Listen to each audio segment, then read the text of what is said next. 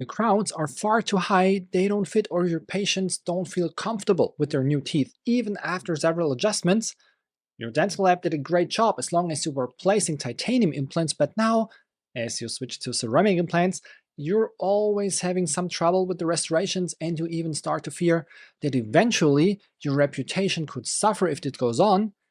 If this sounds familiar, I have a solution for you. After this video, you will not only know exactly how to address this problem, I will even provide you with a great and easy to apply blueprint solution. I know it can be upsetting.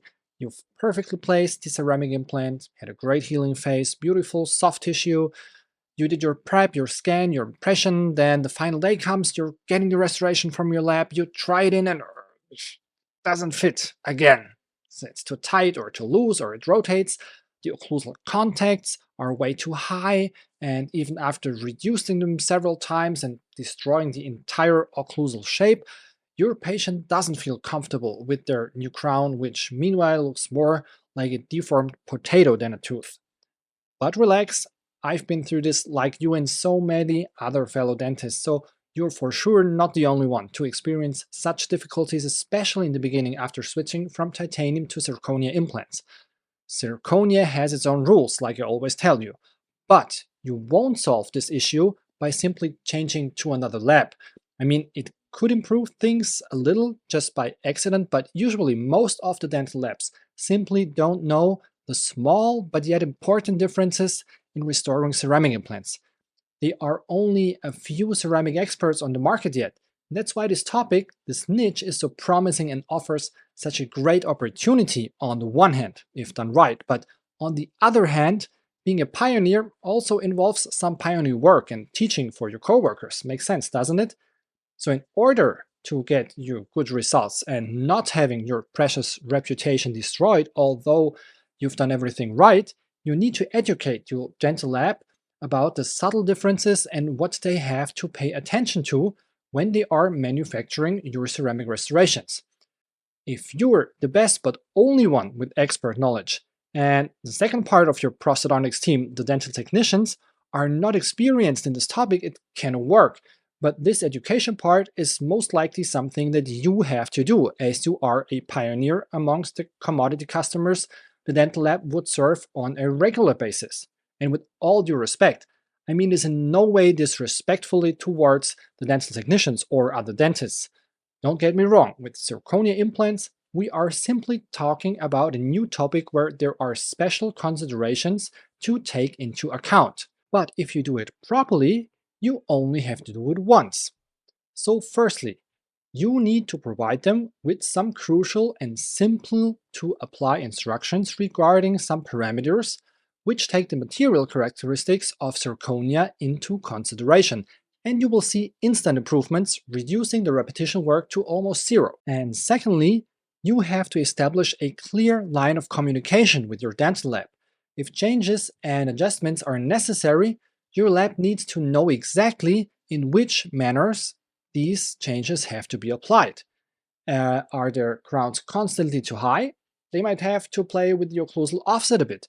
The crowns don't fit on the implant initially, then maybe the proximal contacts might be too strong, or the restoration might be too tight and they have to adjust the cement gap on or the spacer. So I'm not telling you some hidden secrets here. You know all of that, right? But the thing is, the better and the more detailed your communication is in the beginning, the faster you will get better results, which will save you lots of effort, time, and money. During my time in Switzerland as a dentist at the Swiss Bauhaus Clinic, I restored hundreds of ceramic implants using a simple but effective set of principles.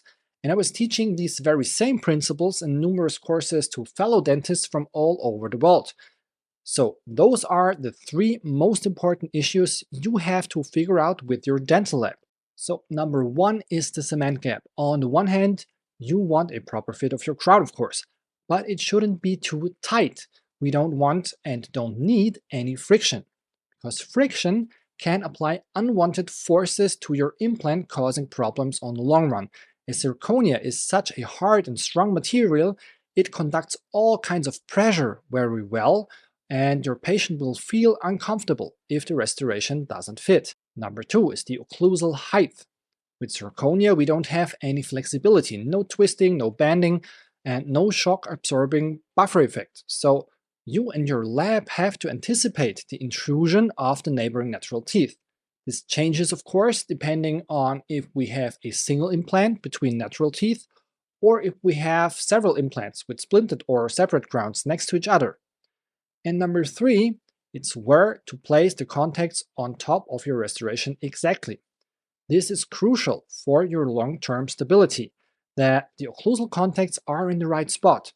Same number of contacts placed in the wrong area could cause some severe trouble in the future, and like with the friction, it makes your patient feel uncomfortable with their new teeth while you can't really figure out what the problem is. So of course I could try to explain it all to you, and you could take notes and try to implement it in your practice and with your lab, but I wanted to offer you a fast and easy to apply solution as I promised in the beginning. Therefore, I put everything you need to know in a white paper, which I will give you for free. No more trouble with your restorations, no more discussions with the lab, who is responsible for necessary repetition work. Just click on the link in the description box below and get your free blueprint of the most important facts that you and your dental lab need to know, so you can share it with your dental technicians and improve your restoration quality and therefore your reputation and your workflow starting by tomorrow. And if there are other topics you are struggling with regarding zirconia implants, I would love to support you as well. So on my website, you can register for a free zirconia strategy call with me, where we can find out together how to improve your success with ceramic implants. Because, as I always tell you, if we can do better, then we should do better.